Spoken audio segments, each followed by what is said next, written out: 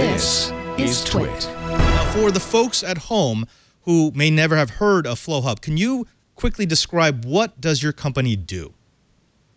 Yeah, so the highly regulated cannabis industry is a little wild, right? I mean, we have all these regulations and all this red tape we've got to follow. And so what we've done is we've created a supply chain management platform. It's very modernized that syncs up with state regulators via an API. So, if you could believe it, before Flowhub came along, these retailers were actually reporting information to the state by hand through like a digital portal, essentially. And so we open up these APIs, and now if you use our platform throughout the supply chain, you're in sync automatically throughout the entire day, which is obviously really important. You got to be compliant to sell cannabis legally in the United States. We've been tracing this story for a while because last year Microsoft actually announced that they were going to get into the legalized cannabis game, that they wanted to be the back end for the supply chain.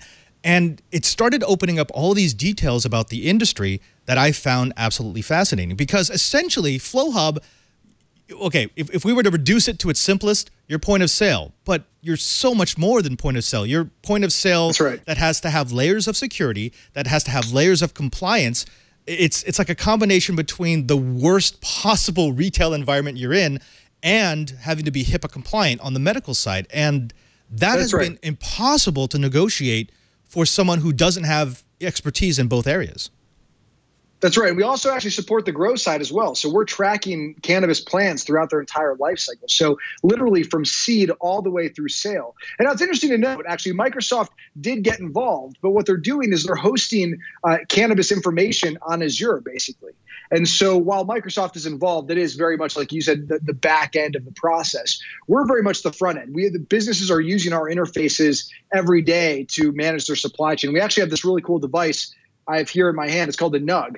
We named it the Nug, and it's a little scanning device. And what happens is retailers use this to scan IDs at the door, medical documents. They can reconcile inventory. You can scan in plant tags around your facility and move plants from one phase to another. So there's all these unique tools and services that we offer these dispensaries and these supply chains. And what's interesting is this is not a small business anymore. You know, a lot of these smaller stores came from the black market and didn't bring a whole lot of business acumen with them. So we're working with these guys to help them grow their businesses and stay compliant while working with bigger businesses who now have 20 plus stores in their supply chain, and they're growing just very quickly. And so it's, we're still very early, but the industry is maturing faster than you could imagine. And most people don't actually realize that. They come to Colorado and they go, oh, wow. I mean, there's like these branded stores that have 20 locations or 15 locations, or they travel to multiple states.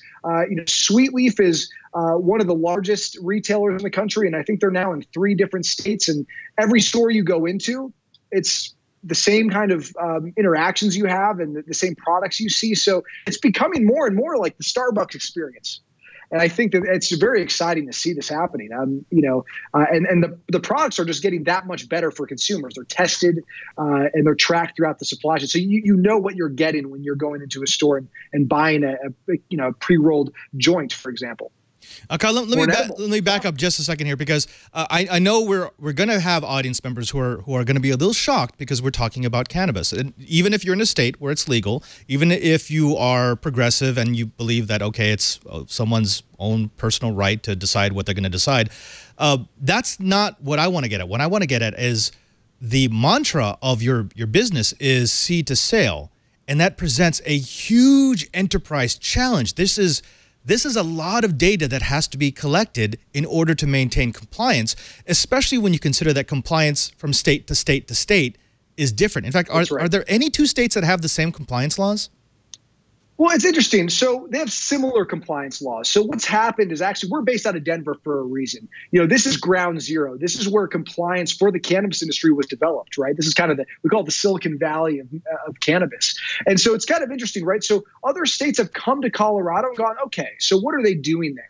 What are these guys doing in Colorado right? And what are they doing wrong? What can we do better? And so what's happened now is our model has been kind of now replicated in multiple states, right? So now Oregon, Alaska, Michigan, and Maryland have kind of replicated what we're doing here in Colorado. And now California is replicating what we're doing. And when I say that, there are different laws in every state in the way that they handle compliance, but the supply chain itself and, the way in which cannabis moves from cultivation through manufacturing to the retailers is actually quite similar in these states, because they've all found that Colorado's done a phenomenal job of modeling this new industry.